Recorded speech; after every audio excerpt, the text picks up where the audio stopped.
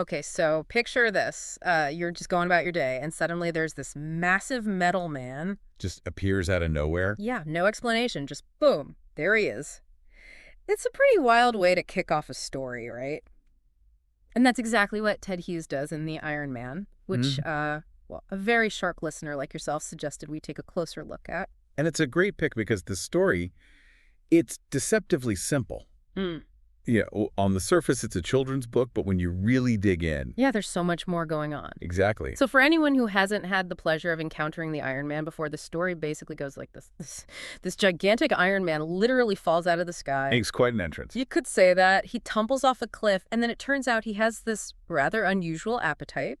For metal. All kinds of metal, tractors, farm equipment, you name it. And of course, the local farmers are not exactly thrilled about this. Understandably so. Right? Their livelihoods are being eaten. And this sets off a chain of events that brings in a really clever young boy named Hogarth, and then, get this, a creature from outer space. But it's not just a simple adventure story, is it? What makes the Iron Man so fascinating are the themes that Hughes explores. Yeah, we're talking about bravery, facing your fears, understanding and accepting those who are different from you, the power of friendship, and ultimately this idea that peace might just be more powerful than fighting. And how a force that seems destructive can actually become a savior. It really makes you think about how we react to the unknown, right? Absolutely. So to make sure we do this deep dive, right, we've been digging into all sorts of sources, summaries, analyses, and even some background on Ted Hughes himself. Let's start with that dramatic opening scene. The Iron Man appears out of thin air and falls off a cliff. It's a powerful image. Yeah, you're immediately hooked. You want to know, where did this thing come from? And the fact that he can just put himself back together piece by piece after that fall, I mean, that says a lot about his resilience, right? Definitely. And then there's the whole metal eating thing, which, as we mentioned, doesn't exactly make him popular with the local farmers. Imagine that. You look out your window, and there's this giant metal man munching on your tractor. It's a pretty primal fear, right? Something unknown comes along and disrupts your life, threatens your way of living. And that's where Hogarth comes in. Now, this young boy, he's different. He doesn't immediately jump to fear. He's more curious than anything. He sees something extraordinary rather than something terrifying. And that's what leads to their friendship.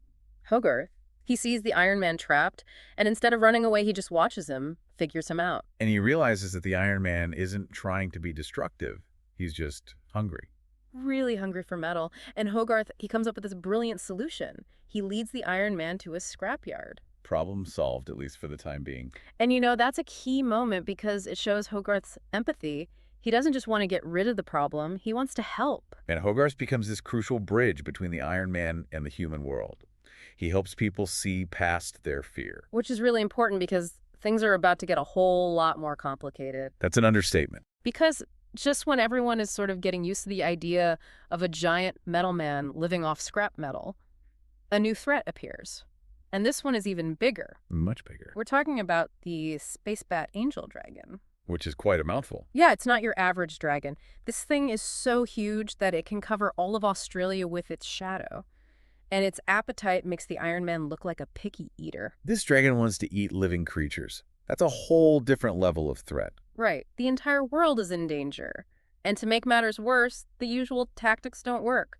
The military tries everything they've got. Missiles, tanks, the whole arsenal. But nothing can stop this dragon. It's basically invincible. Which really underscores the limits of our conventional ideas of power and defense. And in this moment of complete desperation, Hogarth, he knows what needs to be done. He realizes that the Iron Man, the very being that everyone was so afraid of, might be their only hope. So the student becomes the teacher in a sense. Yeah, exactly. Hogarth convinces the Iron Man to face this dragon.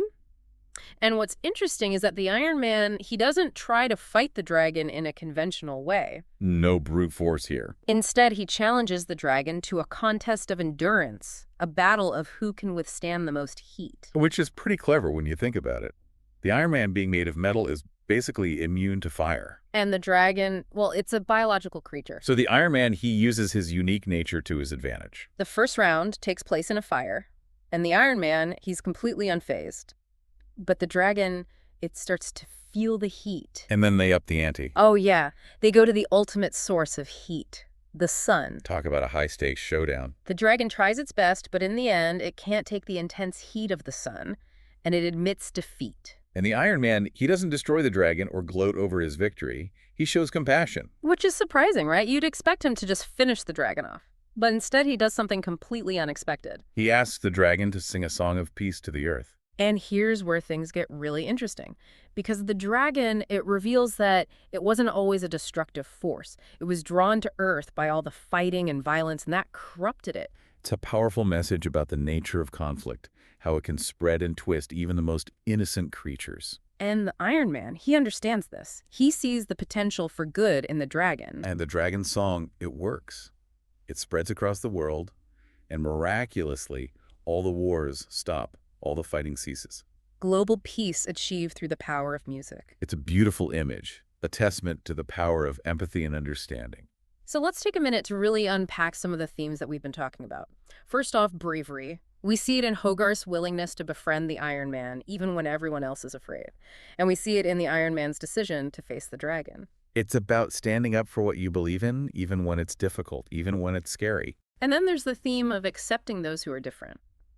The Iron Man, he's this giant metal creature. He doesn't look or act like anything people have seen before, and that makes them afraid. But Hogarth, he shows them that it's okay to be different. He teaches them to look beyond appearances, to see the good in someone, even if they're not like us. And that's a really important lesson, especially in today's world. Absolutely. And of course, we can't forget about the power of friendship.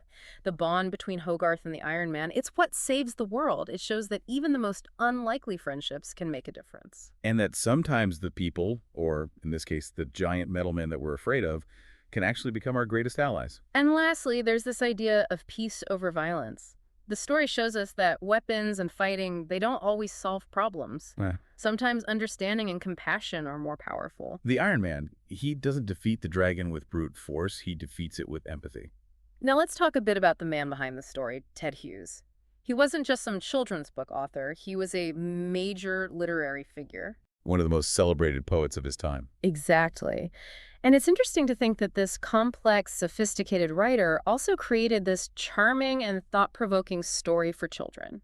It just goes to show that great storytelling can transcend age and genre. And get this, the Iron Man actually started out as a bedtime story that Hughes would tell his own children. That makes it even more special somehow. It adds a personal touch to the story. And just a little fun fact, if you're looking for this book in the US, you might find it under a slightly different title, The Iron Giant. They changed it to avoid confusion with a certain Marvel Comics character. Yeah, you can't have two Iron Men running around. It would get confusing. And beyond the Iron Man, Hughes, he wrote a lot of other amazing works, mostly poetry. He was really drawn to themes of nature animals and myths. You can definitely see those influences in the Iron Man. Now, if you're thinking, wow, I really loved the Iron Man, what should I read next? Well, you're in luck. Because there are a bunch of other great stories out there that explore similar themes. Like Runaway Robot, which is about a boy who befriends a robot, or George and the Dragon, which is a classic dragon tale. And if you want to dive back into Hughes's world, there's actually a sequel to The Iron Man called The Iron Woman, which deals with environmental issues. It's a great way to continue exploring Hughes's ideas. So to wrap things up, The Iron Man. It's a story about a lot more than just a giant metal man. It's about courage and friendship and understanding and the power of peace. It's a story that reminds us to look beyond appearances, to question our assumptions, and to believe in the possibility of a better world. It's a story that stays with you long after you've finished reading it. And it leaves you with a lot to think about. So here's a final thought for you. The next time you encounter something or someone that seems strange or different or even scary, try to see them through Hogarth's eyes. Approach them with curiosity and openness. You never know what you might discover. That's a great takeaway. Always be open to new perspectives. We hope you enjoyed this deep dive into the Iron Man. And as always, we want to hear from you. Let us know what other books or topics you'd like us to explore in future episodes. We're always looking for new adventures. Until next time, keep learning, keep exploring, and keep asking questions.